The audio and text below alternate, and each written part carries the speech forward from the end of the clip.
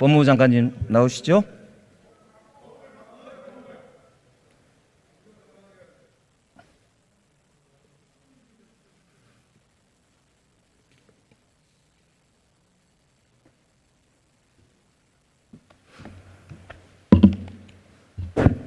예, 장관님, 인사정보관리단 신설의 취지와 업무 실적을 좀 설명을 해 주십시오. 여러 번 말씀드렸는데요. 그동안 민정수석실에서 관장해온 인사 검증 업무 일부를, 그러니까 객관적인 1차 검증을 해서 판단 없이 제공하는 1차 업무를 법무부 인사검증단을 만들어 신설해서 부여한 것이고요. 그 취지는 여러 번 말씀드린 것처럼 음성적으로 청와대에서 전담해오던 인사검증 업무를 부처의 통상 업무로 루틴화시켜서 그것을 투명화 객관성을 높이겠다는 취지입니다. 그리고 과거의 경우에는 기록이 전혀 안 남아 있지 않습니까? 과거 정부가 뭐 수만 건 인사검증을 했을 텐데요. 그때 그 기록이 하나도 안 남아 있을 겁니다. 그런데 이제부터는 저희가 이 연속성 있는 부처의 업무가 되기 때문에 인사검증 관련한 자료가 보존되게 되는 그 큰 변화라고 생각합니다.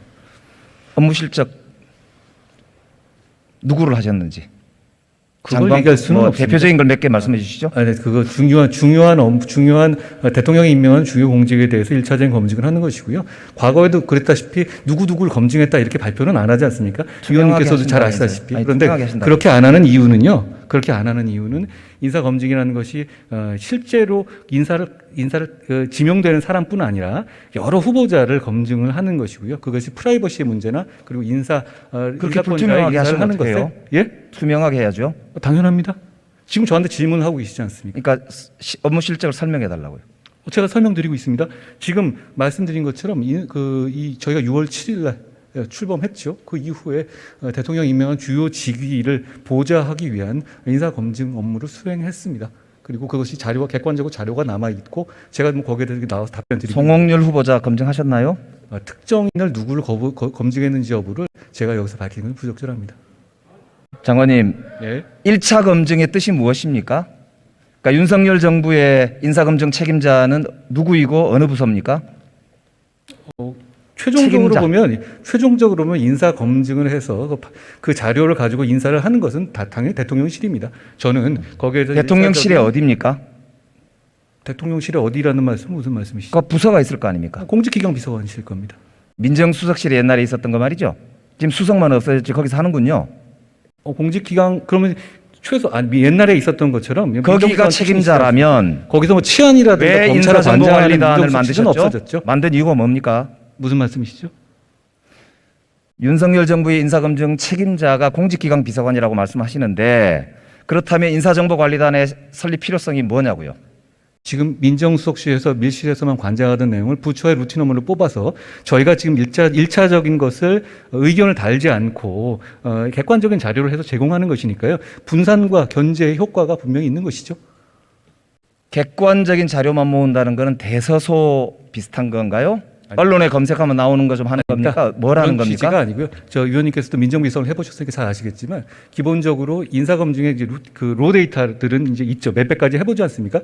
그것을 법적으로 이게 문제되는 사안인지 여부인지 판단하는 그런 것은 1차적인 검증 자료입니다. 그러니까 이런 이슈가 있고 이런 이슈가 있고 이런 이슈에 대해서 이런 문제가 있다라는 정도의 객관적 자료를 제공한다는 말씀이지. 예를 들어서 언론 자료에서 언론조례 보도 자료라든가 언론에는 보도 근거를 그냥 로데이터로 제공한다 이런 뜻은 아니죠.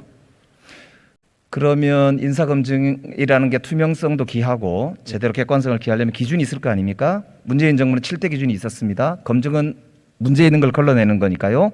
기준이 무엇입니까? 그 인사검증의 7대 기준이라는 건 인사를 임명할 때 기준이죠. 무슨 말씀이냐면 7대 기준에 어긋나니까 이걸 하면 안 된다는 의견을 제가 내지는 않습니다. 그것을 7대 기준에 어긋나니까 임명을 안 하는 것. 그것은 이제 임명권자의 문제 아니겠습니까? 그런데 지난 정부에서는 7대 기준이 지켜지지 않지 않았습니까?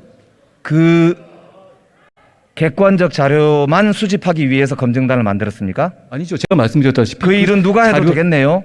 아닙니다. 자료를 수집해서 그것이 법적으로 문제가 되고 과거 전립에서 이런 이슈가 있었다는 것은 그건 굉장히 전문적인 영역입니다. 민정수석실에서는 그런 기능을 안 했었습니까? 그런 기능을 했었습니다. 지금 공직기강은 그거 안 합니까? 지금 공직기강은 저희가 보낸 자료를 기초로 합니다. 딴 건 안 합니까? 그 무슨 말씀이신지 잘 모르겠어요. 그러니까 추가 검증 안 하냐고요. 추가 검증은 여기서 나온 문제에 대해서 추가적으로 문제가 있어가지고 알아보라고 하면 저희한테 의뢰를 더 합니다. 그러니까 지금 말씀을 들어보면 객관적 자료만 한다는데 그런 대서방식의 업무만 하기 위해서 직원 20명을 가지고 이 난리를 쳤단 말입니까? 그게 대서방은 아니고요. 대서방은 아니고 제가 오히려 역으로 말씀드리고 싶은 거는 그 정도의 객관적 투명한 업무를 하는데 이렇게까지 반대하시는, 이미 출범이 2달이 지난 데까지 이렇게까지 반대하시는 이유를 저는 이해하기 어렵습니다. 시간이 다 돼서 제가 다음에 위원님, 한 가지만 제가 아까 총리님 대신해서 말씀 올리면요.